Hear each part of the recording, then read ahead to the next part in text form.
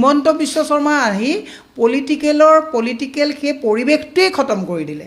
আজি তাৰিখত যদি মই কোনোবা এজন মোৰ যদি পুৰণা বিজেপি কলিকৰ ঘৰত যদি কিবা কাৰণত মানুহ ঢুকালেও যাওঁ পৰিৱেশটো এনেকুৱা হৈ গ'ল যে এওঁ মানুহ ঢুকুৱা চলৰে কিবা লিংক লগাব গৈছে নেকি এই পৰিৱেশ বিনষ্ট কৰা ঘাই পৰিৱেশ বিনষ্ট কৰা মূল সুঁতিটোৱে হৈছে হিমন্ত বিশ্ব শৰ্মা হৈছে কাৰণ তেওঁ কি কৰে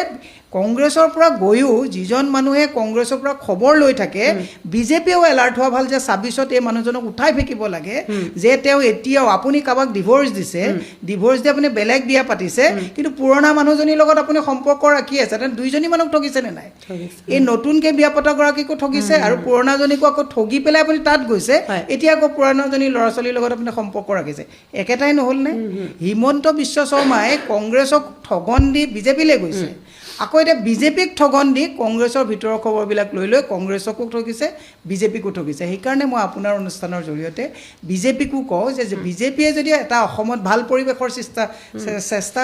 কৰিব বিচাৰিছে হিমন্ত বিশ্ব শৰ্মা মাইনাছে পৰিৱেশ অসমলৈ ঘূৰি আহিব এই মানুহজনে অ'ত ধৰক তৰক কৰি পৰিৱেশ বিনষ্ট কৰাত নম্বৰ 1